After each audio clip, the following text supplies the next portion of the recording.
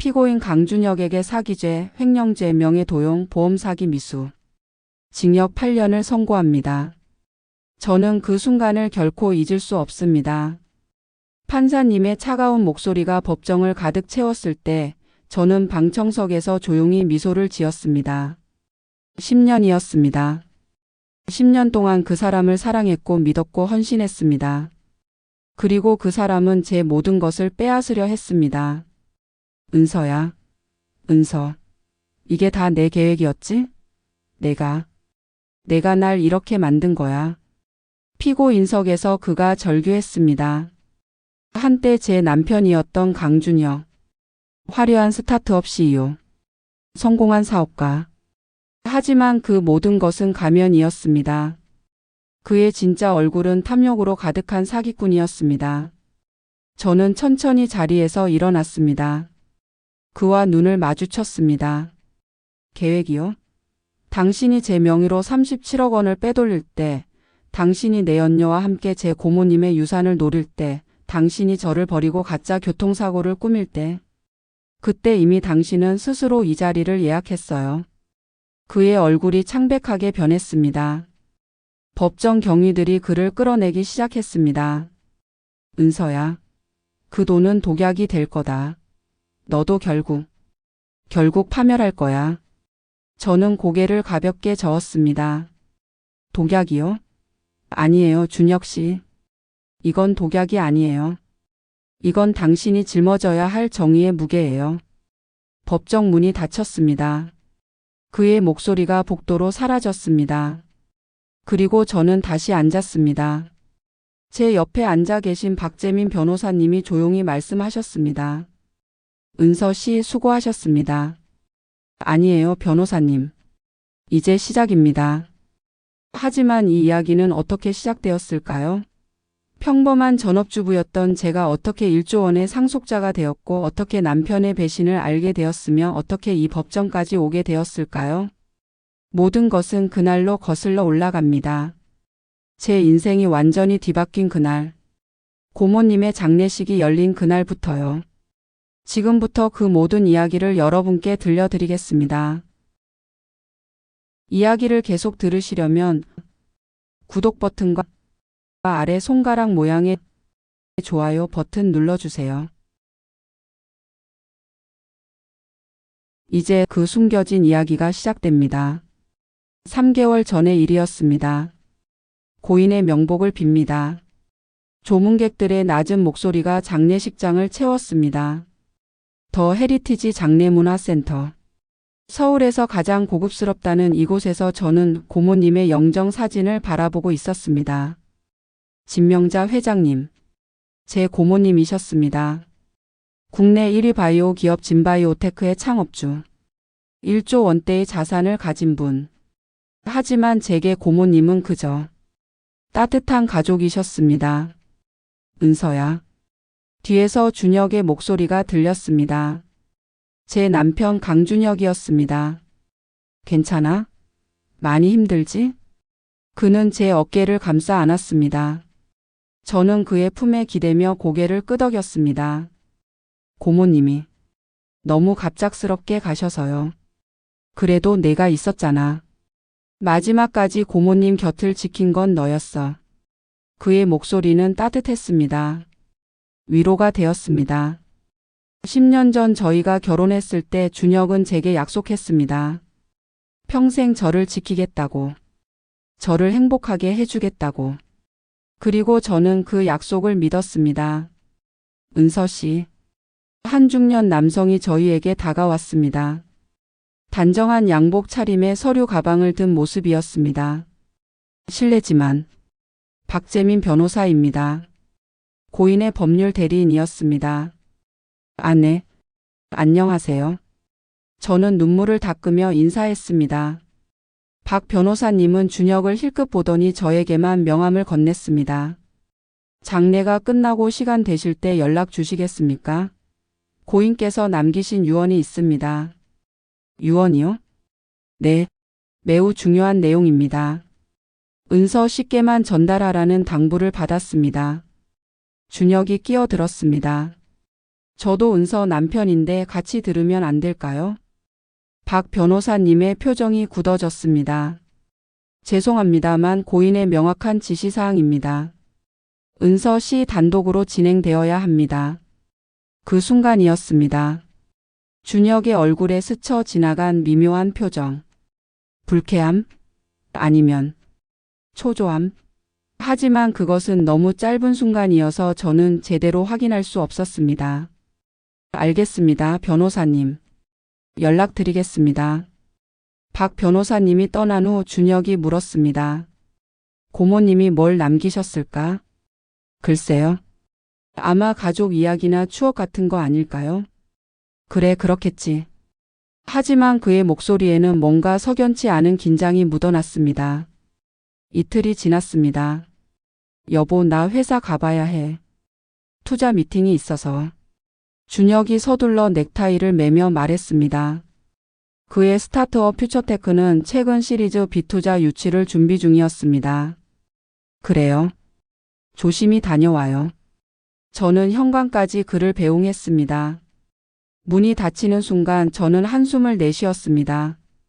고모님이 돌아가신 후 집안일에 몰두하려 했지만 마음 한구석이 계속 무겁고 공허했습니다. 휴대폰이 울렸습니다. 은서야, 나 준혁이야. 응? 방금 나갔잖아요. 미안해. 급한 일이 생겨서. 오늘 못 들어갈 것 같아. 투자자들이랑 저녁까지 이어질 것 같거든. 알았어요. 조심히 다녀와요. 전화를 끊었습니다. 최근 들어 준혁의 야근과 회식이 부쩍 잦아졌습니다. 투자 유치 때문이라고 했지만 왠지 모를 외로움이 밀려왔습니다. 그때 또 다른 전화가 왔습니다. 은서 씨, 박재민 변호사입니다. 아, 변호사님. 안녕하세요. 오늘 오후 3시에 시간 되시나요? 유언 내용을 전달해 드려야 할 것 같습니다. 네, 괜찮습니다. 그럼 저희 사무실로 와주시겠습니까?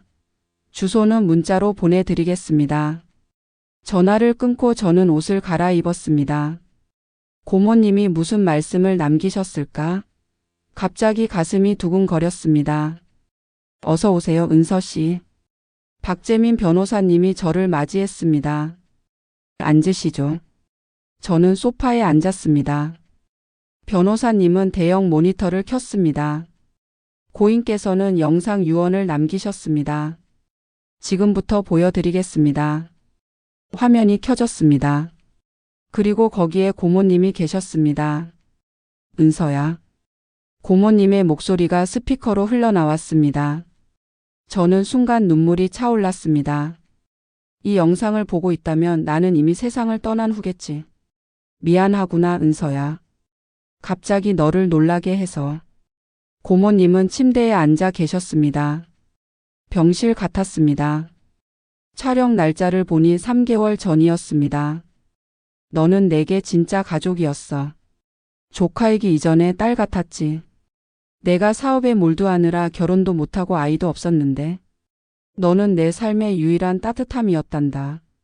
저는 휴지로 눈물을 닦았습니다. 그래서 내가 너에게 모든 것을 주고 싶구나. 하지만 은서야. 조건이 있어. 조건? 저는 화면을 똑바로 응시했습니다. 너는 강준혁과 이혼해야 해. 심장이 멈추는 것 같았습니다. 뭐라고요? 저는 박 변호사님을 쳐다봤습니다. 그는 침착하게 고개를 끄덕이며 계속 보라는 손짓을 했습니다. 은서야, 놀랐지? 하지만 내 말을 끝까지 들어줘. 나는 강준혁의 본성을 알고 있어. 그 사람은 너를 사랑하지 않아. 그 사람이 사랑하는 건 오직 돈이야. 아니에요, 고모님. 준혁은 그런 사람이 아니에요. 저는 화면을 향해 말했지만 영상은 계속되었습니다. 내가 사립탐정을 고용했어. 3년 전부터 조사했지. 강준혁은 너와 결혼하기 전부터 내 재산을 노렸어. 그리고 지금 그는 다른 여자를 만나고 있어. 그럴 리 없어요. 은서야, 나는 내가 강하게 자라길 바랐어. 그래서 일부러 말하지 않았어. 하지만 이제는 내가 진실을 직면할 때야. 내 유언은 이래. 내가 강준혁과 이혼하면 내 모든 재산을 너에게 상속해. 약 1조 원이야. 하지만 이혼하지 않으면 모든 재산은 사회에 환원될 거야. 1조 원. 그 숫자가 제 머릿속에서 맴돌았습니다. 은서야, 이건 너를 시험하는 게 아니야. 이건 너를 자유롭게 하려는 거야. 강준혁의 가면을 벗겨내고 내 인생을 되찾아. 너는 그럴 자격이 있어. 고모님의 눈에 눈물이 고였습니다. 사랑한다, 은서야. 그리고 미안해. 이렇게밖에 널 구할 수 없어서. 영상이 끝났습니다. 저는 멍하니 앉아 있었습니다. 머릿속이 하얘졌습니다. 은서 씨. 박 변호사님이 서류를 제 앞에 놓았습니다. 이것은 고인께서 수집하신 증거 자료입니다. 강준혁 씨의 재정 상태, 외도 의혹, 그리고 그는 잠시 말을 멈췄습니다. 고인께서 돌아가시기 일주일 전 강준혁 씨가 대형 로펌을 통해 상속법에 대해 문의한 기록이 있습니다. 특히 배우자의 유류분 권리에 대해 집중적으로 조사했습니다. 강준혁 씨는 고인의 사망을 예상하고 당신을 통해 유산을 차지할 계획을 세운 것으로 보입니다. 그 순간 제 휴대폰이 울렸습니다. 여보세요? 고은서 씨 맞으십니까? 네, 그런데요. 서울대병원 응급실입니다. 남편분 강준혁 씨가 교통사고로 실려 오셨습니다. 빨리 오시겠습니까? 전화기가 손에서 떨어질 뻔했습니다. 지금 가겠습니다. 저는 서류도 제대로 챙기지 못하고 사무실을 뛰쳐나갔습니다. 박 변호사님이 뒤에서 뭔가 소리쳤지만 저는 들을 수 없었습니다. 택시를 잡아 타고 병원으로 향했습니다. 머릿속이 복잡했습니다. 고모님의 유언, 준혁의 의심스러운 행동들, 그리고 지금 이 교통사고. 모든 게 우연일까요? 준혁 씨. 저는 응급실로 뛰어 들어갔습니다. 간호사가 저를 막았습니다. 보호자이십니까? 네, 저 부인이에요. 3층 중환자실로 가세요. 수술은 끝났습니다. 중환자실. 저는 엘리베이터를 타고 3층으로 올라갔습니다. 복도 끝에 있는 중환자실 앞에서 의사 선생님이 기다리고 계셨습니다. 환자 보호자시죠? 다행히 생명에는 지장이 없습니다. 하지만 오른쪽 다리 골절이 심각하고 내부 출혈이 있었습니다. 볼 수 있을까요? 지금은 마취에서 깨어나는 중입니다.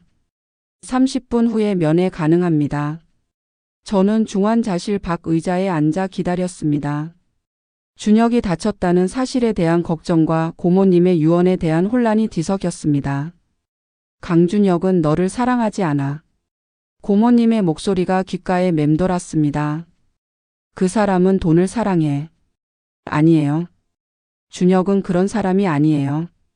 10년을 함께 살았는데 제가 모를 리 없어요. 보호자님, 들어가셔도 됩니다. 간호사의 목소리에 저는 정신을 차리고 중환자실로 들어갔습니다. 준혁 씨. 저는 그의 손을 잡았습니다. 그의 눈이 천천히 떠졌습니다. 은서야. 그의 목소리는 약했습니다. 괜찮아요? 무슨 일이 있었어요? 은서야. 미안해. 왜요? 무슨 일인데요? 나 망했어. 뭐가요? 투자 유치. 실패했어. 그리고 회사 운영 자금으로 대출을 받았는데 얼마나요? 37억. 순간 숨이 막혔습니다. 37억이요? 미안해, 은서야. 내 명의로도 일부 대출을 받았어. 사업 담보 때문에 어쩔 수 없었어. 제 명의로? 그게 무슨... 준혁이 제 손을 꽉 잡았습니다. 은서야, 우리 이혼해야 할 것 같아. 세상이 멈춘 것 같았습니다. 뭐라고요? 내가 너까지 끌고 갈 순 없어. 빚쟁이들이 집까지 찾아올 거야. 너는 자유로워야 해. 이혼하자, 은서야. 그게 너를 위한 길이야. 내 마지막 선물은 너의 자유야. 저는 그 순간 깨달았습니다. 이 모든 것이 너무 완벽하다는 것을. 고모님이 돌아가시고 유언장에 이혼 조건이 있고 그리고 바로 그날 준혁의 교통사고와 빚고백. 이것이 정말 우연일까요? 아니면 저는 병실을 나와 복도 벤치에 앉았습니다. 준혁은 진통제를 맞고 잠들었습니다. 그의 마지막 말이 계속 머릿속을 맴돌았습니다. 이혼하자 은서야. 37억. 제 명의로 받은 대출. 그리고 이혼. 모든 것이 너무 갑작스러웠습니다. 하지만 이상했습니다. 준혁의 눈빛에서 뭔가 연기 같은 느낌을 받았습니다. 진짜 절망한 사람의 눈이 아니라 대본을 읽는 배우의 눈 같았습니다. 휴대폰이 울렸습니다. 박재민 변호사님이었습니다. 은서 씨 괜찮으십니까? 갑자기 나가셔서. 변호사님, 남편이 교통사고를 당했어요. 그리고 37억 빚이 있다고 했어요. 전화기 너머로 잠시 침묵이 흘렀습니다. 은서 씨 지금 어디 계십니까? 서울대 병원이요. 제가 지금 갑니다. 움직이지 마세요. 네? 하지만 은서 씨 이건 우연이 아닙니다. 절대로 우연이 아니에요. 전화가 끊겼습니다. 30분 후 박 변호사님이 병원에 도착했습니다. 그는 노트북을 들고 있었습니다. 은서 씨, 제가 긴급하게 조사한 내용이 있습니다. 변호사님은 노트북을 열었습니다. 강준혁 씨의 교통사고 기록을 확인했습니다. 사고 장소는 강남대로 한복판이었습니다. 하지만 이상한 점이 있습니다. 뭐가요? 블랙박스 영상이 없습니다. 가해 차량도 확인되지 않았고요. CCTV 기록도 묘하게 끊겨 있습니다. 제 심장이 빠르게 뛰기 시작했습니다. 그게 무슨 뜻이죠? 조작 가능성이 높습니다. 게다가 37억 대출 기록도 확인했는데요. 변호사님이 화면을 돌렸습니다. 대출 시기가 2개월 전부터 지속적으로 이루어졌습니다. 그런데 대출 용도가 사업 자금이 아니라 부동산 구매로 되어 있습니다. 부동산이요? 네. 강남구 스카이 레지던스 100층 펜트하우스. 구매가 65억 원입니다. 65억. 준혁 씨가 그런 집을 샀다고요? 네.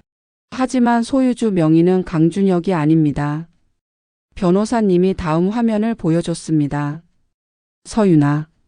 32세. 직업은 인플루언서입니다. 사진 속 여자는 화려한 외모의 명품으로 치장하고 있었습니다. SNS 계정도 함께 보였습니다. 팔로워 50만 명이 넘는 인플루언서였습니다. 이 여자가 누구죠? 변호사님은 조심스럽게 말했습니다. 고인께서 3년 전부터 조사하신 강준혁 씨의 외도 상대입니다. 세상이 무너지는 것 같았습니다. 외도? 네. 그리고 이 여자는 최근 SNS에 펜트하우스 인증샷을 올렸습니다. 내 남편이 사준 집이라는 해시태그와 함께요. 화면에는 서윤아가 거대한 통유리창 앞에서 샴페인을 들고 있는 사진이 보였습니다. 배경에는 서울 야경이 펼쳐져 있었습니다. 이게 37억으로 산 집이군요. 네. 그리고 은서 씨, 더 충격적인 사실이 있습니다. 변호사님이 다른 서류를 꺼냈습니다. 은서 씨 명의로 받은 대출 12억 원이 있습니다. 하지만 은서 씨는 이 대출에 대해 전혀 모르셨죠? 네, 처음 들어요. 이건 명예 도용입니다. 강준혁 씨가 은서 씨의 인감 도장과 신분증을 불법으로 사용한 겁니다. 명예 도용? 그럼 준혁은 저를 이용한 거예요? 변호사님이 고개를 끄덕였습니다. 더 있습니다. 고인께서 돌아가시기 일주일 전 강준혁 씨는 대형 보험사 5곳에 은서 씨 명의로 생명보험을 들었습니다. 총 보험금 50억 원입니다. 생명보험이요? 네. 그리고 수익자는 전부 강준혁으로 되어 있습니다. 온몸에 소름이 돋았습니다. 설마 저를 보험 사기일 가능성이 높습니다. 최악의 경우 변호사님은 말을 잇지 못했습니다. 하지만 저는 알 수 있었습니다. 준혁이 무엇을 계획했는지. 은서 씨, 지금 당장 그 사람과 떨어져야 합니다. 그리고 경찰에 신고해야 합니다. 저는 고개를 저었습니다. 아니요. 네? 증거가 더 필요해요. 확실한 증거가요. 저는 천천히 일어섰습니다. 변호사님, 사립탐정을 소개해 주실 수 있으세요? 화면 전환. 이틀 후 서울 강남구 한 카페. 고은서 씨 맞으십니까? 중년의 남성이 제 앞에 앉았습니다. 평범한 외모에 눈에 띄지 않는 복장이었습니다. 네, 맞습니다. 저는 한국조사 전문 최연수입니다. 박 변호사님께 연락받았습니다.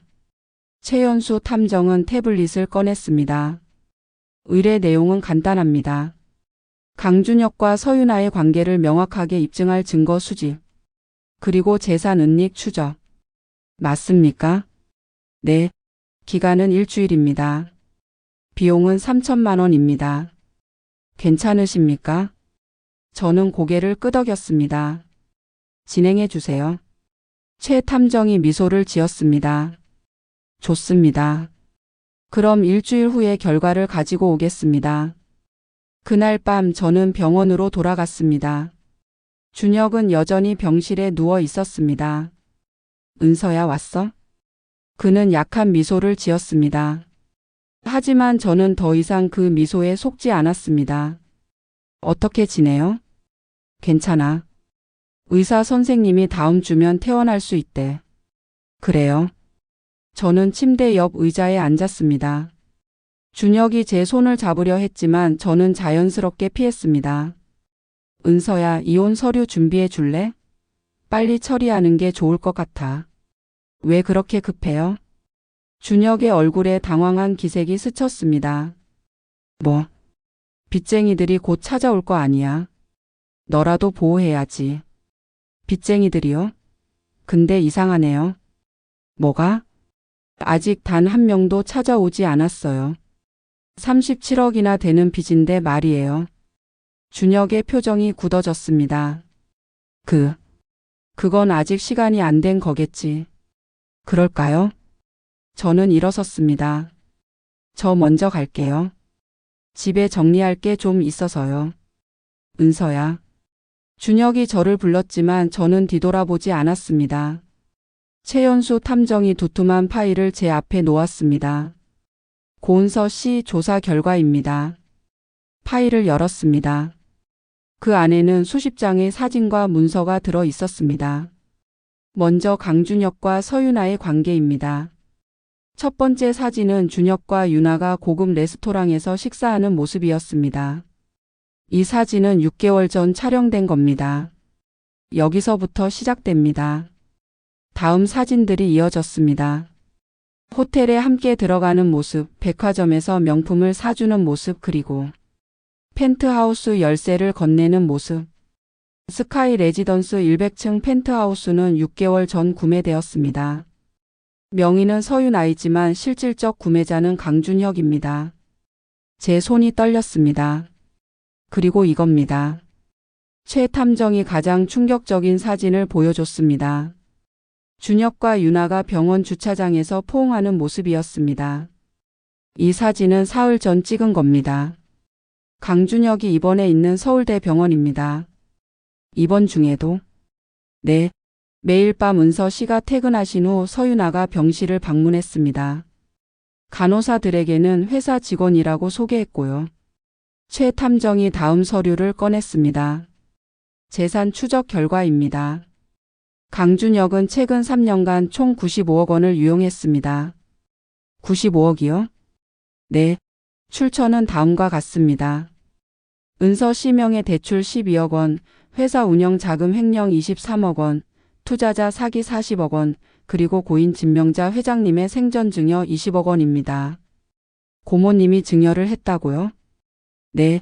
3년 전 강준혁이 사업 자금 명목으로 요청했고 고인께서 은서 씨를 생각해서 지원하신 겁니다. 고모님, 이 95억 원은 현재 어디에 있습니까? 대부분 스카이 레지던스 펜트하우스, 서유나 명예 명품, 그리고 해외 비밀 계좌로 빠져나갔습니다. 케이맨 제도 페이퍼 컴퍼니를 통해 은닉되어 있습니다. 최 탐정이 마지막 서류를 보여줬습니다. 그리고 이겁니다. 가장 중요한 증거입니다. 그것은 대화 녹음 파일이었습니다. 어떻게 구하신 거예요? 서유나의 SNS 라이브 방송 중에 실수로 녹음된 겁니다. 들어보시죠. 최 탐정이 재생 버튼을 눌렀습니다. 음성 강준혁 유나야 곧 끝나. 고모가 죽고 은서가 유산 받으면 우리는 반반씩 나누는 거야. 음성 서유나 진짜? 근데 은서가 의심하면 어떡해? 음성 강준혁 걱정 마. 내가 교통사고 연기하고 이혼하면 돼.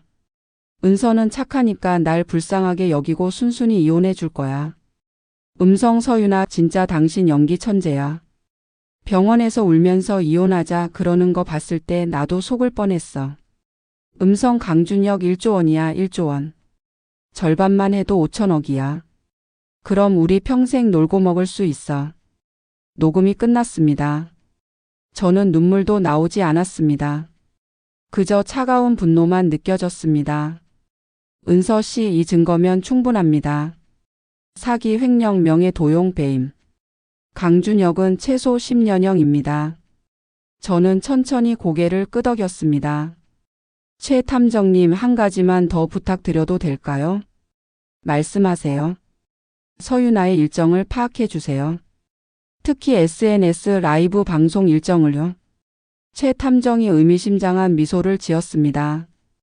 복수를 계획하시는군요. 아니요. 저는 파일을 덮으며 말했습니다. 정의를 실현하는 겁니다. 은서 씨 이 증거들이면 완벽합니다.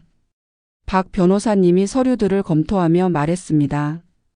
형사고소와 민사소송을 동시에 진행하겠습니다. 강준혁은 구속될 것이고 서유나도 공범으로 처벌받을 겁니다. 변호사님. 네? 그 전에 제가 직접 대면하고 싶어요. 변호사님이 놀란 표정을 지었습니다. 직접 대면이요? 위험합니다. 상대가 어떻게 나올지 모르는데. 괜찮아요. 제가 준비한 게 있습니다. 저는 가방에서 작은 녹음기를 꺼냈습니다. 이걸 착용하고 갈 겁니다. 그리고 최 탐정님께 주변을 지켜달라고 부탁했어요. 변호사님은 잠시 고민하다가 고개를 끄덕였습니다. 알겠습니다. 하지만 조심하세요. 그리고 필요하면 언제든 연락하세요. 네, 변호사님. 저는 일어서며 창밖을 바라봤습니다. 서울 야경이 펼쳐져 있었습니다. 저 어딘가에 스카이 레지던스가 있었습니다. 준혁과 유나가 제 돈으로 호화 생활을 즐기는 곳. 내일이 서유나의 라이브 방송 날입니다. 저는 미소를 지었습니다. 쇼타임이네요. 안녕하세요, 여러분. 유나예요. 서유나가 휴대폰 카메라를 향해 손을 흔들었습니다. 라이브 방송이 시작된 것입니다. 오늘은 제 집을 소개해 드릴게요. 짠. 이게 바로 스카이 레지던스 100층 펜트하우스예요. 카메라가 거대한 거실을 비췄습니다. 천장고는 6m가 넘었고 통유리창으로 서울 야경이 한눈에 들어왔습니다. 와, 대박이다. 부럽다 유유 언니 남편 뭐 하는 분이에요? 댓글들이 쏟아졌습니다. 제 남편이요? 성공한 사업가예요. 이 집도 제 생일 선물로 사줬어요. 유나는 자랑스럽게 명품 가방들을 보여줬습니다. 이 에르메스 버킨백은 5천만 원이고 이 샤넬 클래식은 3천만 원이에요. 바로 그때였습니다. 딩동. 초인종이 울렸습니다. 누구지? 잠깐만요, 여러분. 유나가 현관으로 향했습니다. 카메라는 여전히 켜져 있었습니다. 문을 열었습니다. 그리고 그녀의 얼굴이 굳어졌습니다. 당신. 문 앞에 저 고은서가 서 있었습니다. 안녕하세요, 서유나 씨. 처음 뵙겠습니다. 저는 미소를 지으며 말했습니다. 저는 강준혁의 아내 고은서입니다. 그리고 저는 한 발짝 앞으로 나아갔습니다. 이 집의 진짜 주인입니다. 저는 강준혁의 아내 고은서입니다. 그리고 이 집의 진짜 주인입니다. 서윤아의 얼굴이 새하얗게 질렸습니다. 그녀는 황급히 휴대폰을 집으려 했지만 저는 그보다 빨랐습니다. 아, 방송 중이시네요. 그럼 계속하시죠. 시청자분들께도 진실을 알려드려야 하니까요. 당신 뭐야? 어떻게 여기를? 유나가 뒤로 물러섰습니다. 저는 천천히 펜트하우스 안으로 들어갔습니다. 어떻게 들어왔냐고요? 이 집 구매 대금 65억 원은 제 명의로 대출받은 돈으로 지불되었거든요. 당연히 열쇠도 제가 가지고 있죠. 저는 가방에서 열쇠를 꺼내 보여줬습니다. 휴대폰 화면에 댓글이 폭주하기 시작했습니다. 뭐야 이거? 진짜 부인이 나타났네. 대박 실시간 드라마냐? 녹화하는 중. 시청자 수가 급격히 올라가고 있었습니다. 5만 명, 10만 명, 20만 명. 시청자 여러분 안녕하세요. 저는 카메라를 향해 차분하게 말했습니다. 제 소개를 드리겠습니다. 저는 고은서 39세입니다. 강준혁과 10년간 결혼 생활을 했고 한 달 전 고모님이 돌아가셨습니다. 그 고모님은 1조 원대의 자산을 가진 진명자 회장님이셨죠. 유나가 뒤로 계속 물러섰습니다. 그리고 이 여성은 서윤아 씨. 제 남편의 내연녀입니다. 3년간 제 남편과 불륜 관계를 유지하면서 제 돈으로 이 펜트하우스를 소유하고 계시죠. 거짓말이야. 준혁 오빠는. 준혁 오빠? 저는 미소를 지었습니다. 아, 그렇게 부르시는군요. 그럼 오빠의 진짜 모습을 보여드릴까요? 저는 태블릿을 꺼냈습니다. 그리고 최연소 탐정이 찍은 사진들을 하나씩 보여주기 시작했습니다. 준혁과 유나가 레스토랑에서 키스하는 사진, 호텔에 함께 들어가는 사진, 그리고 이 펜트하우스 열쇠를 건네는 사진. 이 사진들은 최근 6개월간 사립탐정을 통해 수집한 증거입니다. 총 237장의 사진과 56개의 동영상이 있습니다. 댓글창이 폭발했습니다. 헐. 진짜네. 이거 범죄 아냐? 경찰 신고해야 한 불륜녀 키르키르키르. 유나의 얼굴이 붉어졌습니다. 이건 오해야. 우리는 진짜 사랑하고. 사랑이요? 저는 다음 파일을 재생했습니다. 그것은 녹음 파일이었습니다. 음성 강준혁 유나야 곧 끝나. 고모가 죽고 은서가 유산 받으면 우리는 반반씩 나누는 거야. 음성 서윤아 진짜? 근데 은서가 의심하면 어떡해? 음성 강준혁 걱정 마. 내가 교통사고 연기하고 이혼하면 돼. 은서는 착하니까 날 불쌍하게 여기고 순순히 이혼해 줄 거야. 유나의 얼굴이 창백해졌습니다. 음성 서윤아 키읔키읔키읔 진짜 당신 연기 천재야. 병원에서 울면서 이혼하자 그러는 거 봤을 때 나도 속을 뻔했어. 녹음이 끝났습니다. 펜트하우스는 정적에 휩싸였습니다. 하지만 휴대폰 화면은 난리가 났습니다.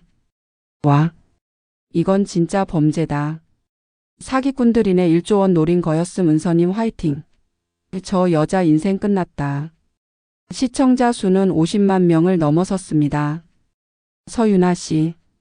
저는 천천히 그녀에게 다가갔습니다. 당신은 지금 이 순간 50만 명이 지켜보는 가운데 범죄자로 기록되고 있어요. 사기 방조, 불법 재물 취득, 그리고 명예 도용 공범. 아니야. 나는 몰랐어. 준혁 오빠가 그냥. 몰랐다고요? 저는 태블릿으로 은행 거래 내역을 보여줬습니다. 최근 3년간 당신 계좌로 입금된 총액이 53억 원입니다. 출처는 전부 강준혁.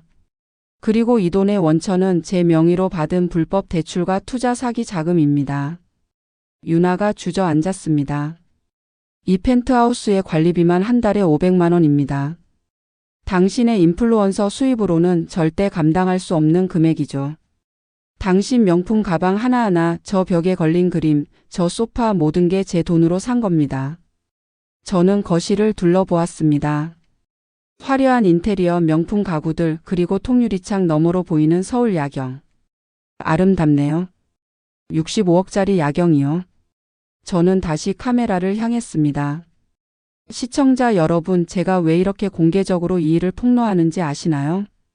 댓글들이 쏟아졌습니다. 왜요? 궁금해요. 말씀해 주세요. 법적 처벌도 중요하지만 더 중요한 건 진실을 알리는 겁니다. 서유나 씨 같은 사람들은 SNS에서 화려한 삶을 자랑하며 많은 분들에게 선망의 대상이 되죠.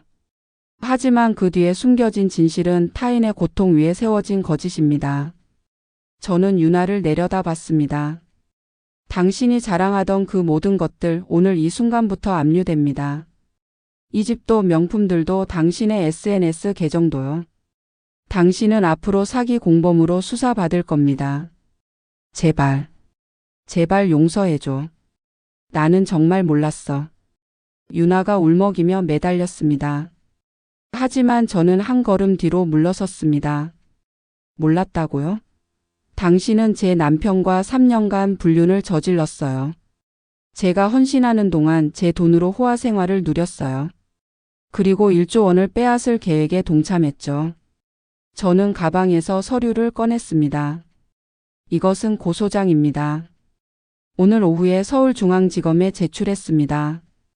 제목은 사기 방조, 불법 재물 취득, 그리고 민사상 손해배상 청구 53억 원입니다.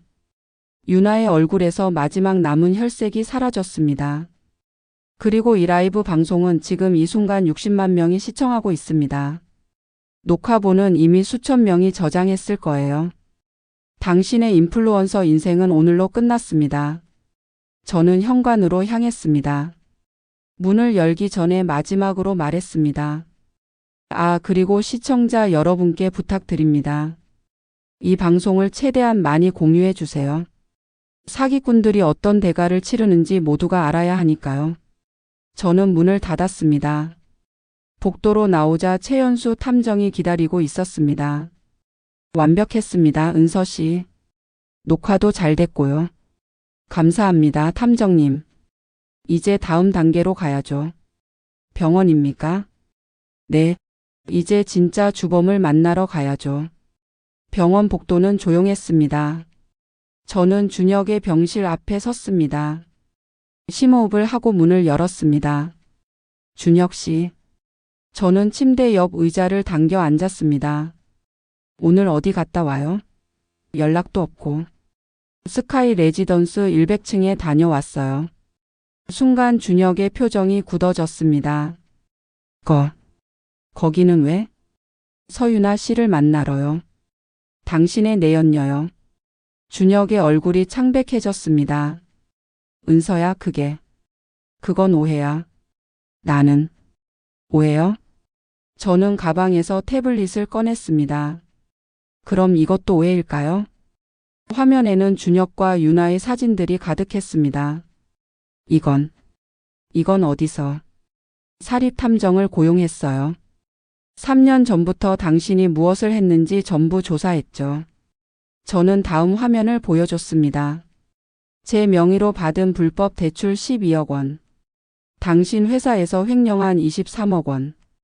투자자들을 속인 40억 원. 고모님께 받은 20억 원. 총 95억 원입니다. 준혁은 아무 말도 하지 못했습니다. 그리고 이 돈은 전부 서유나와의 호화 생활에 사용되었어요. 펜트하우스 명품 해외여행 그리고 케이맨 제도 비밀 계좌. 은서야. 내 말 좀 들어봐. 들으라고요? 저는 녹음 파일을 재생했습니다. 교통사고 연기요. 정말 훌륭한 연기였어요, 준혁 씨. 저도 처음엔 완전히 속았죠. 저는 일어섰습니다. 하지만 증거를 모으고 보니 모든 게 계획된 사기극이었어요. CCTV가 없는 장소에서 자해한 것, 블랙박스 영상이 없는 것, 가해 차량이 확인되지 않는 것. 그리고 타이밍이 너무 완벽했죠. 고모님 장례식 바로 다음 날이라니요. 준혁이 침대에서 일어나려 했습니다. 은서야, 제발. 나 좀 살려줘. 내가 잘못했어. 다시 시작하자. 다시 시작하자고요? 저는 차가운 눈으로 그를 바라봤습니다. 10년이었어요, 준혁 씨. 10년 동안 저는 당신을 믿었어요. 당신이 사업하느라 바쁘다고 하면 이해했고 투자 유치 때문에 야근한다고 하면 응원했어요. 저는 전업주부로서 당신을 뒷바라지하는 게 제 역할이라고 생각했죠. 제 목소리가 떨렸습니다. 하지만 당신은 저를 한 번도 사랑한 적이 없었어요. 저는 그저 고모님의 유산을 빼앗기 위한 도구였을 뿐이죠. 그것도 모자라 제 명의로 불법 대출을 받고 심지어 50억짜리 생명보험까지 들었어요. 당신은 저를 죽일 생각이었던 거 아니에요? 아니야. 그건 만약을 위한 거였어. 만약을 위해서요? 저는 서류를 그에게 던졌습니다. 이것은 생명보험 가입 서류예요. 제 서명이 위조되어 있죠. 그리고 수익자는 전부 당신이고요. 보험 사기 미수예요, 준혁 씨. 최악의 경우 살인 미수까지 적용될 수 있어요. 준혁이 주저앉았습니다. 은서야. 제발. 나 정말 잘못했어. 잘못했다고요? 저는 그의 앞에 무릎을 꿇었습니다. 눈높이를 맞추고 또박또박 말했습니다. 당신이 잘못한 건 들키는 거였어요. 사기를 친 게 잘못이 아니라 제가 증거를 찾아낸 게 당신에게는 잘못인 거죠. 그렇죠? 준혁은 대답하지 못했습니다. 저는 일어섰습니다. 오늘 오후에 서울중앙지검에 고소장을 제출했어요. 제목은 사기 횡령 명예도용 위조 배임 보험 사기 미수입니다. 박재민 변호사님이 완벽하게 준비했어요. 은서야. 제발. 그리고 민사소송도 함께 진행합니다. 37억 허위 빚에 대한 손해배상 위자료 재산 분할 전액 반환. 총 청구액은 150억 원입니다. 준혁의 눈에서 눈물이 흘렀습니다. 하지만 저는 더 이상 그 눈물에 속지 않았습니다. 그리고 당신이 궁금해할 것 같아서 알려드리는데요. 저는 미소를 지었습니다. 오늘 저녁 서유나 씨의 라이브 방송에 제가 출연했어요. 60만 명이 시청했고요. 모든 증거를 공개했습니다. 지금쯤 인터넷 전체가 난리 났을 거예요. 준혁의 표정이 절망으로 변했습니다. 너 미쳤어? 미쳤다고요? 저는 고개를 가로저었습니다. 아니에요. 저는 이제야 정신을 차린 거예요. 10년 동안 미친 사람은 제가 아니라 당신이었어요. 사랑이라는 가면을 쓰고 사기를 친 당신이요. 저는 현관으로 향했습니다. 은서야. 은서. 이럴 거면 나도 가만히 있지 않을 거야. 내가 너도 끌어내릴 거야. 저는 문고리를 잡고 뒤를 돌아봤습니다. 끌어내리다니요? 당신이 저를 어떻게 끌어내리죠? 저는 아무 잘못도 하지 않았어요. 증거도 없고요. 저는 마지막으로 말했습니다. 하지만 당신은 달라요. 증거는 산더미고 목격자도 많고 심지어 60만 명이 라이브로 지켜봤어요.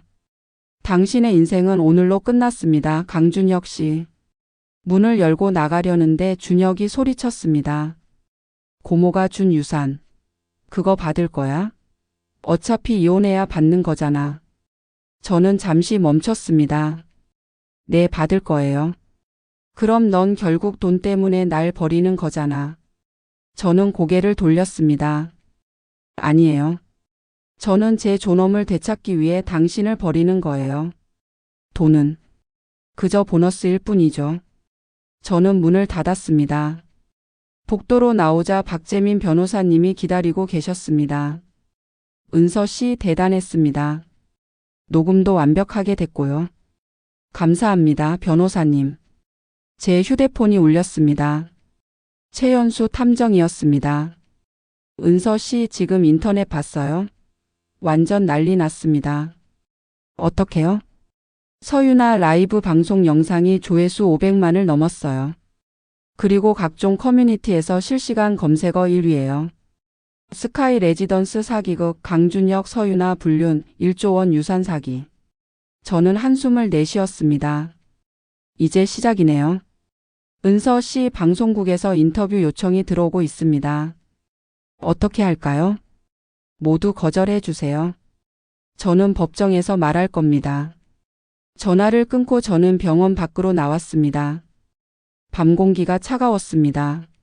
하지만 제 마음은 처음으로 가벼웠습니다. 10년 만에 처음으로 저는 자유로웠습니다.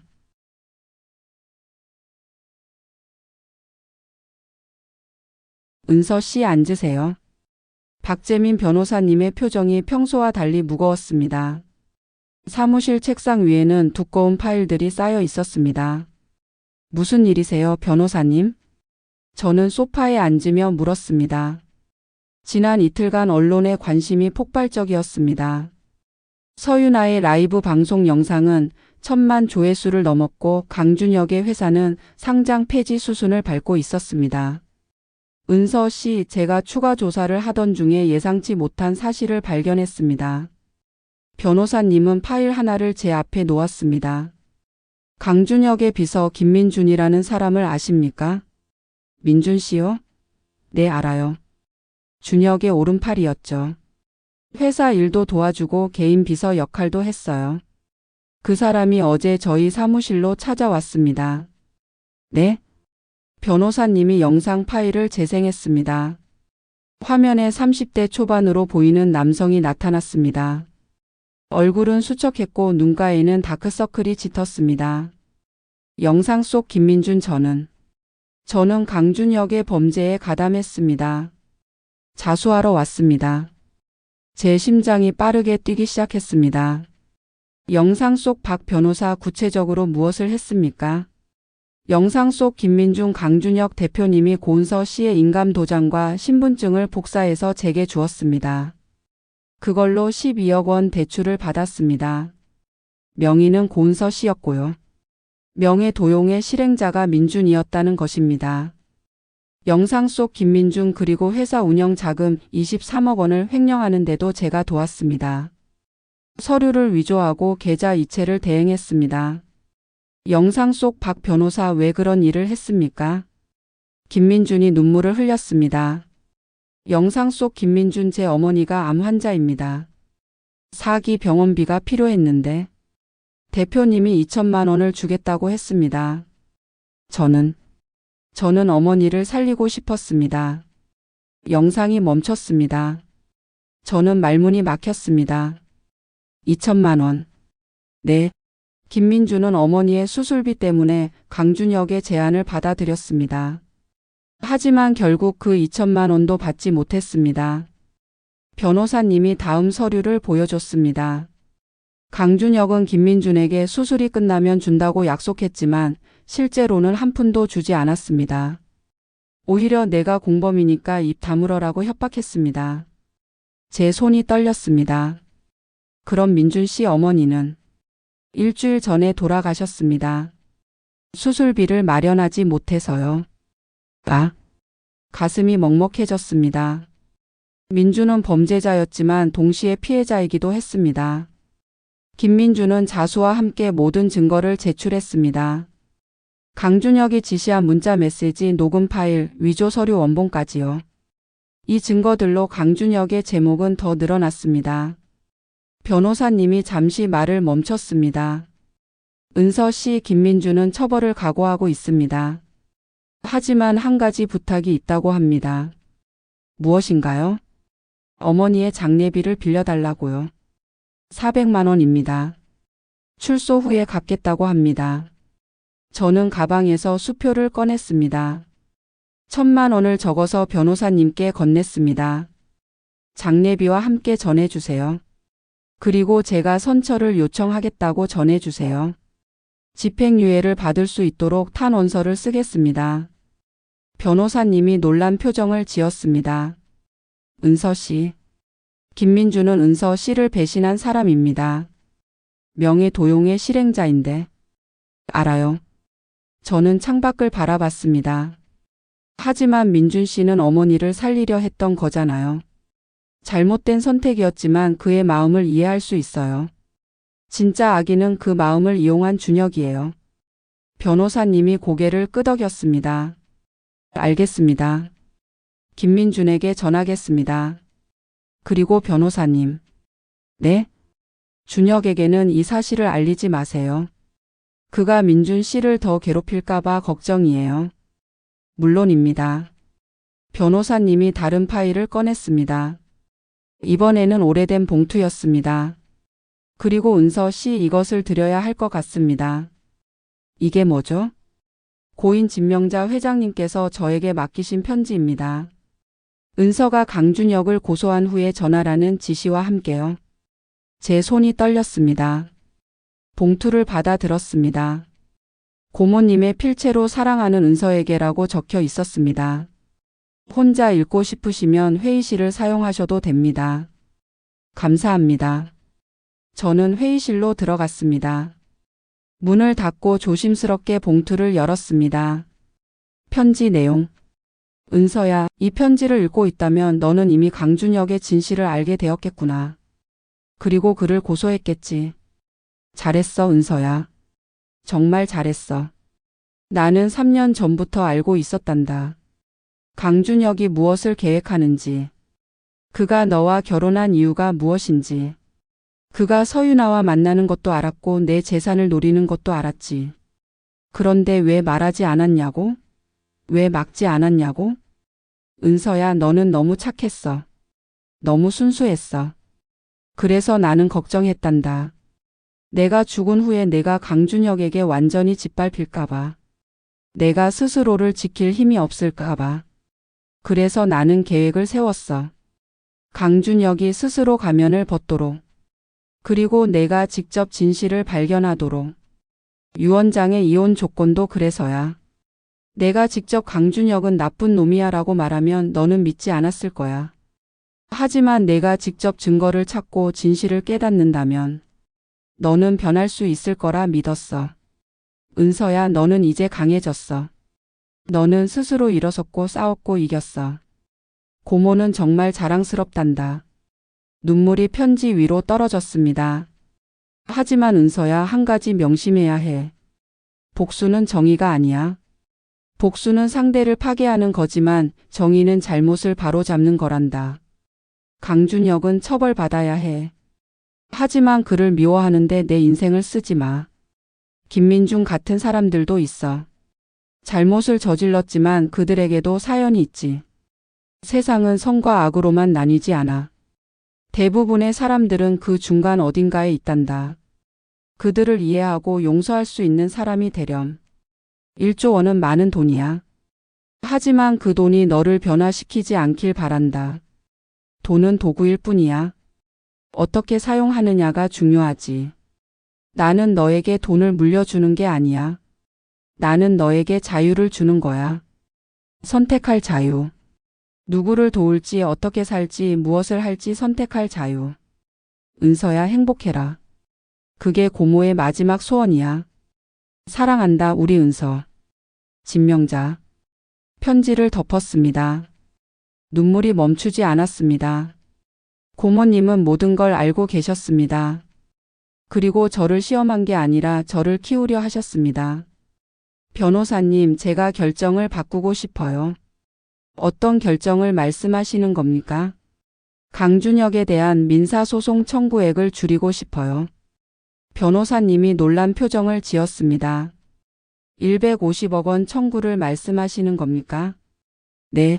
실질적 피해액인 37억 원과 위자료 3억 원만 청구하겠습니다. 총 40억 원이요. 하지만 은서 씨 충분히 더 받을 수 있습니다. 정신적 피해 일실수익. 알아요. 저는 고개를 저었습니다. 하지만 저는 복수가 아니라 정의를 원해요. 준혁이 저에게 실제로 끼친 피해를 배상받는 것으로 충분해요. 그 이상은 제 탐욕이 될 것 같아요. 변호사님은 잠시 저를 바라보다가 천천히 고개를 끄덕였습니다. 알겠습니다. 은서 씨의 뜻대로 하겠습니다. 그리고 서윤아에 대한 고소도 일부 조정하고 싶어요. 어떻게요? 그녀도 준혁에게 이용당한 면이 있어요. 물론 잘못은 있지만 주범은 준혁이에요. 윤아가 받은 53억 원을 전액 환수하고 집행유예를 구형하는 선에서 마무리하고 싶어요. 변호사님이 감탄하는 표정을 지었습니다. 은서 씨 정말 대단하십니다. 보통 사람들은 복수에 눈이 멀어서 상대를 완전히 무너뜨리려고 하는데 저도 처음엔 그랬어요. 저는 솔직하게 말했습니다. 준혁과 유나를 완전히 파멸시키고 싶었어요. 그들이 제게 한 것처럼요. 하지만 고모님의 편지를 읽고 깨달았어요. 제가 그들을 미워하는데 제 인생을 쓴다면 결국 저도 그들과 같아지는 거라는 걸요. 일주일 후 서울중앙지검 조사실. 고은서 씨 진술 감사합니다. 검사님이 서류를 정리하며 말했습니다. 증거가 확실하고 피해자의 진술도 일관성이 있습니다. 강준혁에 대한 구속영장을 청구하겠습니다. 감사합니다, 검사님. 조사실을 나오는데 복도에서 누군가를 마주쳤습니다. 김민준이었습니다. 그는 수척한 얼굴로 고개를 숙였습니다. 은서 씨, 정말 죄송합니다. 저는 그의 앞에 섰습니다. 민준 씨 어머님 장례는 잘 치르셨어요? 그가 놀란 표정으로 고개를 들었습니다. 네, 변호사님께서 돈을. 정말 감사합니다. 꼭 갚겠습니다. 갚지 않으셔도 돼요. 네? 대신 한 가지 부탁이 있어요. 무엇이든 말씀하세요. 출소하신 후에 다시는 이런 일에 연루되지 마세요. 그리고 어려운 사람을 보시면 도와주세요. 제가 민준 씨를 도운 것처럼요. 민준의 눈에서 눈물이 흘렀습니다. 은서 씨, 정말 감사합니다. 그는 깊게 고개를 숙였습니다. 저는 그의 어깨를 가볍게 두드렸습니다. 힘내세요, 민준 씨. 인생은 다시 시작할 수 있어요. 화면 전환 같은 날 저녁 박재민 변호사 사무실. 은서 씨 좋은 소식이 있습니다. 박 변호사님이 밝은 표로 말했습니다. 검찰에서 강준혁에 대한 구속영장이 발부되었습니다. 내일 아침에 구속됩니다. 그렇군요. 그리고 서윤아도 자수했습니다. 53억 원을 전액 반환하겠다고 약속했고요. 은서 씨께서 선처를 요청하셨기 때문에 집행유예가 가능할 것 같습니다. 다행이네요. 변호사님이 다음 서류를 꺼냈습니다. 그리고 이것은 진명자 회장님의 유산 상속 관련 서류입니다. 강준혁과의 이혼 절차가 시작되었으므로 곧 상속이 완료될 예정입니다. 총 금액이 얼마죠? 정확히 1조 2,300억 원입니다. 여기에는 진바이오테크 주식 7천억 원, 부동산 3천억 원, 현금성 자산 2,300억 원이 포함됩니다. 1조 2,300억 원. 상상도 할 수 없는 금액이었습니다. 은서 씨 축하드립니다. 이제 당신은 대한민국에서 가장 부유한 여성 중 한 명입니다. 저는 창밖을 바라봤습니다. 서울 야경이 반짝이고 있었습니다. 저는 고모님의 편지를 떠올렸습니다. 돈은 도구일 뿐이야. 어떻게 사용하느냐가 중요하지. 변호사님, 제가 재단을 만들고 싶어요. 재단이요? 네. 김민준 씨 같은 사람들을 돕는 재단이요. 가족의 병원비 때문에 범죄를 저지를 수밖에 없는 사람들. 그들에게 합법적인 도움을 주는 거예요. 변호사님의 눈이 반짝였습니다. 훌륭한 생각입니다. 이름은 진명자-곤서 자유기금으로 하고 싶어요. 사람들에게 선택의 자유를 주는 거예요. 범죄를 선택하지 않아도 되는 자유를요. 감동적입니다, 은서 씨. 저는 결심에 찬 표정으로 말했습니다. 1조 원 중 9천억 원을 기부하겠습니다. 3천억 원은 재단 운영비로 6천억 원은 병원비 지원 기금으로 사용할 거예요. 변호사님이 놀란 표정을 지었습니다. 9천억 원을요? 그럼 은서 씨께는 3천억 원이 남죠. 충분해요. 아니, 사실 그것도 너무 많아요. 저는 미소를 지었습니다. 저는 평범하게 살고 싶어요. 큰 집도 필요 없고 명품도 필요 없어요. 그저 자유롭게 제가 원하는 대로 사는 거요. 변호사님이 고개를 끄덕였습니다. 알겠습니다. 재단 설립을 준비하겠습니다. 저는 가방에서 수첩을 꺼냈습니다. 그리고 변호사님, 제가 하고 싶은 일이 하나 더 있어요. 무엇입니까? 작은 카페를 열고 싶어요. 제가 직접 커피를 내리고 손님들과 이야기하는 그런 곳이요. 카페요? 네. 10년 동안 전업주부로 살면서 항상 꿈꿨던 거예요. 제 공간에서 제 손으로 뭔가를 만드는 것. 변호사님이 따뜻한 미소를 지었습니다. 멋진 꿈입니다, 은서 씨. 꼭 이루시길 바랍니다. 저는 창밖을 바라보며 생각했습니다. 이제 진짜 제 인생이 시작되는 거라고. 고모님이 주신 자유로 제가 만들어갈 인생이. 강준혁 피의자 구속. 취재진의 카메라 플래시가 터졌습니다. 저는 구치소 앞 도로 건너편에 서서 그 장면을 지켜봤습니다. 호송차에서 내리는 준혁의 모습이 보였습니다. 수갑을 찬 손, 고개를 숙인 모습. 한때 제 남편이었던 사람은 이제 범죄자가 되어 있었습니다. 은서 씨 괜찮으십니까? 최연수 탐정이 제 옆에 서서 물었습니다. 네, 괜찮아요. 저는 담담하게 대답했습니다.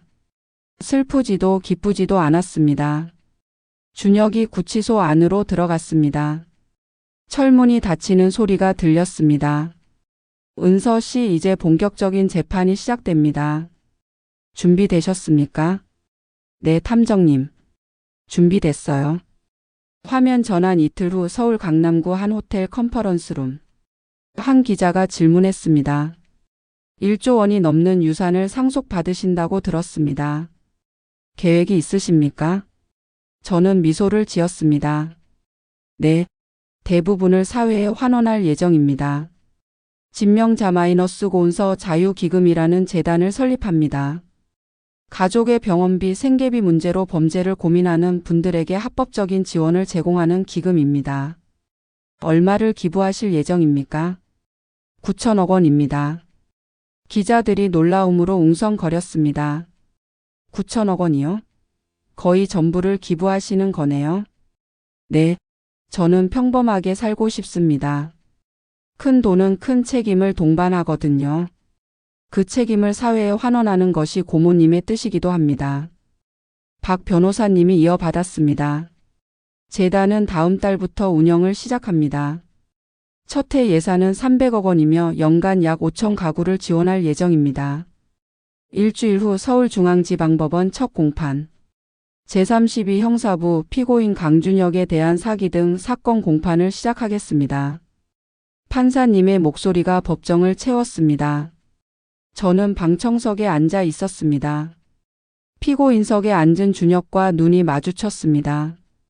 그의 얼굴은 수척했고 눈빛은 텅 비어 있었습니다. 검사, 공소 사실을 진술하십시오. 피고인 강준혁은 2018년부터 2021년까지 3년간 계획적이고 조직적으로 피해자 고은서를 기만하여 총 95억 원을 편취하였습니다. 주요 제목은 다음과 같습니다. 사기죄, 횡령죄, 명예도용, 문서 위조, 배임, 보험 사기 미수. 특히 피고인은 피해자와의 혼인관계를 악용하여 범행을 저질렀으며 피해자의 고모인 진명자 회장의 사망까지 계획에 포함시킨 것으로 보입니다. 준혁의 변호인이 벌떡 일어났습니다. 이에 있습니다. 진명자 회장의 사망을 계획했다는 것은 추정일 뿐 증거가 없습니다. 판사님이 손을 들었습니다. 이에 기각. 검사, 증거를 제시하십시오. 검사님이 서류를 제출했습니다. 진명자 회장 사망 6개월 전 피고인은 인터넷에서 유산 상속 조건, 배우자 유류분 권리, 강제 상속 방법을 검색한 기록이 있습니다. 스크린에 검색 기록이 표시되었습니다. 또한 같은 시기에 노인 돌연사 원인, 심장마비 유도 방법을 검색한 기록도 발견되었습니다. 판사님이 저를 바라봤습니다. 피해자 고은서 씨 진술하시겠습니까?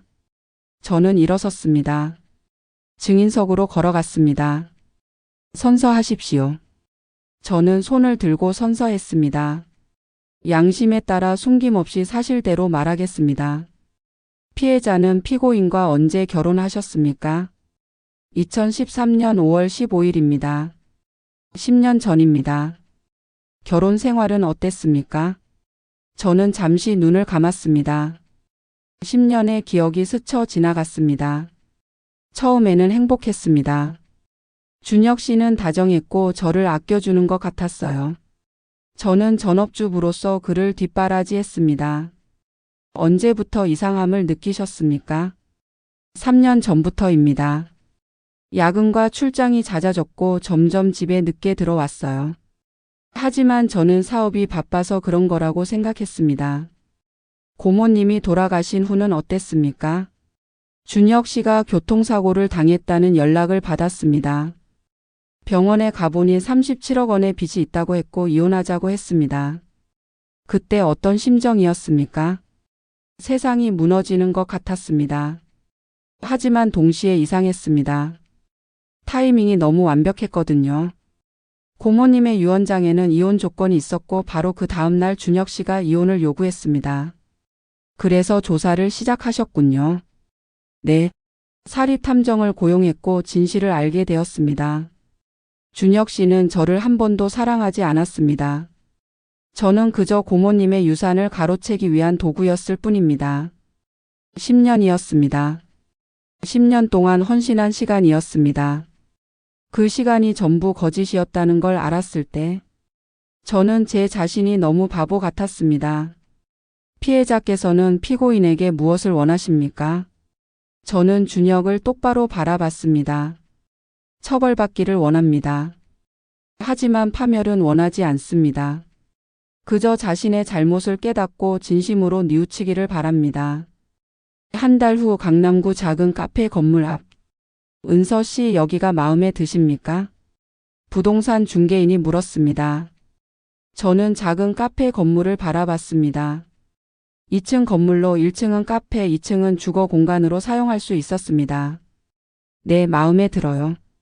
보증금 2억 원, 월세 500만 원입니다. 계약하겠습니다. 카페 안으로 들어갔습니다. 햇살이 따뜻하게 들어오는 공간이었습니다. 여기서 커피를 내리고 손님들과 이야기하고 저는 미소를 지었습니다. 여기서 제 진짜 인생을 시작하는 거예요. 박 변호사님이 옆에 서서 말했습니다. 은서 씨, 이혼 절차가 거의 완료되었습니다. 다음 주면 정식으로 이혼이 확정됩니다. 알겠습니다. 저는 창밖을 바라봤습니다. 거리를 걷는 사람들, 평범한 일상. 변호사님, 제가 원하는 건 평범한 삶이에요. 특별하지 않은 그저 조용하고 평화로운 삶이요. 충분히 가능합니다, 은서 씨. 당신은 이미 모든 걸 이겨냈으니까요. 그날 저녁 저는 새로운 카페의 2층 방에 앉아 있었습니다. 휴대폰으로 고모님의 사진을 보았습니다. 고모님 보고 계세요? 저 이제 자유로워요. 고모님이 주신 자유로 새로운 삶을 시작해요. 제32 형사부 피고인 강준혁에 대한 선고 공판을 시작하겠습니다. 판사님의 목소리가 법정을 가득 채웠습니다. 저는 방청석 맨 앞에 앉아 있었습니다. 박재민 변호사님이 제 옆에 계셨고 최연수 탐정도 함께였습니다. 피고인 일어서십시오. 준혁이 떨리는 손으로 자리에서 일어났습니다. 판사님이 선고문을 펼쳤습니다. 피고인 강준혁은 2018년부터 2021년까지 3년간 배우자인 피해자 고은서를 기만하고 신뢰관계를 악용하여 총 95억 원을 편취하였습니다. 피고인의 범행은 치밀하고 계획적이었습니다. 단순한 사기가 아니라 인간의 가장 기본적인 신뢰인 혼인관계를 이용한 악질적인 범죄였습니다. 피고인은 피해자의 고모인 진명자 회장의 유산을 노리고 결혼했으며 3년간 이중 생활을 하면서 피해자를 철저히 기만했습니다. 특히 피해자 명의로 불법 대출을 받고 생명보험을 불법 가입한 것은 피해자의 생명까지 위협한 중대한 범죄입니다. 준혁의 얼굴이 창백해졌습니다. 다만 피고인이 범행을 자백했고 피해자가 일부 선처를 요청한 점을 고려하여 저는 고개를 숙였습니다. 제가 요청한 선처는 무기징역이 아닌 유기징역을 구형해 달라는 것이었습니다. 피고인 강준혁에게 다음과 같이 선고합니다. 판사님이 또박또박 말했습니다. 사기죄로 징역 3년, 횡령죄로 징역 2년, 명예도용으로 징역 1년, 문서 위조로 징역 1년, 배임으로 징역 1년. 형법 제37조에 따라 경합범으로 처리하며 판사님이 잠시 말을 멈췄습니다. 피고인 강준혁에게 징역 8년을 선고합니다. 광. 판사님의 망치가 울렸습니다. 피고인은 구속 상태를 유지하며 상고할 권리가 있음을 고지합니다. 법정이 술렁거렸습니다. 징역 8년. 준혁의 인생에서 8년이 사라지는 순간이었습니다. 준혁이 주저앉았습니다. 교도관들이 그를 일으켜 세우려 했지만 그는 움직이지 않았습니다. 은서야. 갑자기 준혁이 저를 향해 소리쳤습니다. 은서야. 이게 다 내 계획이었지? 내가 날 이렇게 만든 거야. 저는 그를 조용히 바라봤습니다. 고모한테 뭐라고 한 거야? 고모가 날 미워하게 만든 거지? 너도 돈이 탐났던 거잖아. 교도관들이 그를 제지했지만 준혁은 계속 소리쳤습니다. 1조 원. 그 돈 받고 행복할 것 같아? 절대 행복 못해. 그 돈은 독약이 될 거야. 너도 결국 파멸할 거야. 저는 천천히 일어섰습니다. 준혁과 눈을 마주쳤습니다. 그리고 조용히 하지만 단호하게 말했습니다. 독약이요? 아니에요, 준혁 씨. 저는 한 걸음 앞으로 나아갔습니다. 이건 독약이 아니에요. 이건 당신이 짊어져야 할 정의의 무게예요. 당신은 10년간 저를 속였어요. 제 신뢰를, 제 사랑을, 제 헌신을 모두 이용했죠. 하지만 이제 당신은 그 대가를 치르는 거예요. 준혁이 절규했습니다. 난 너를 사랑했어. 정말이야. 저는 고개를 저었습니다. 아니에요. 당신이 사랑한 건 저가 아니라 고모님의 돈이었어요. 당신은 한 번도 저를 보지 않았어요. 당신이 본 건 제 뒤에 있는 1조 원이었죠. 은서야. 제발. 준혁 씨, 저는 당신을 용서해요. 준혁이 놀란 표정으로 저를 바라봤습니다. 하지만 용서가 처벌을 면제하는 건 아니에요. 당신은 잘못을 저질렀고 그에 대한 책임을 져야 해요. 그게 정의예요. 저는 마지막으로 말했습니다. 8년 후에 나오시면 진심으로 뉘우치는 사람이 되어 있길 바랄게요. 그때는 저희 재단이 당신도 도울 수 있을 거예요. 준혁은 더 이상 말하지 못했습니다. 교도관들이 그를 끌고 법정을 나갔습니다. 6개월 후 강남구 작은 카페 자유 오픈 당일. 은서 카페 아니 자유 카페 오픈을 축하합니다. 박재민 변호사님과 최연수 탐정이 꽃다발을 들고 왔습니다. 감사합니다, 두 분. 여러분이 아니었으면 이 순간은 없었을 거예요. 작은 카페였지만 제가 직접 디자인하고 꾸민 공간이었습니다. 따뜻한 조명, 편안한 의자들, 그리고 창가에는 고모님의 사진이 놓여 있었습니다. 첫 손님으로 커피 한 잔 주세요. 변호사님이 미소 지으며 말했습니다.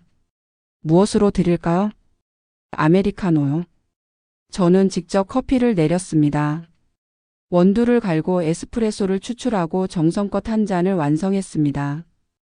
여기 있습니다. 변호사님이 한 모금 마시고 말했습니다. 맛있네요. 전문가 같은데요. 3개월간 바리스타 교육을 받았어요. 제 인생에서 가장 즐거운 시간이었죠. 손님들이 하나둘 들어오기 시작했습니다. 동네 주민들, 지나가던 직장인들. 어서 오세요. 저는 한 명 한 명에게 인사했습니다. 주문을 받고 커피를 만들고 미소를 나누었습니다. 평범한 일상이었습니다. 하지만 제게는 꿈꿔왔던 순간이었습니다. 사랑은 공짜가 아닙니다. 하지만 존엄은 값을 매길 수 없습니다. 저는 10년간 일방적으로 사랑했습니다. 그리고 그 사랑은 배신당했습니다. 하지만 저는 배웠습니다. 진짜 사랑은 상호 존중이라는 것을. 진짜 자유는 자신을 지키는 것이라는 것을. 진짜 행복은 평범한 일상 속에 있다는 것을. 1조 원은 제 삶을 바꿨습니다. 하지만 돈 때문이 아니라 그 돈이 준 선택의 자유 때문이었습니다. 저는 복수를 선택할 수도 있었습니다. 하지만 저는 정의를 선택했습니다. 저는 증오를 선택할 수도 있었습니다. 하지만 저는 용서를 선택했습니다. 저는 호화로운 삶을 선택할 수도 있었습니다.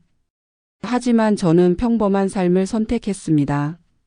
그리고 그 선택들이 저를 진정으로 자유롭게 만들었습니다.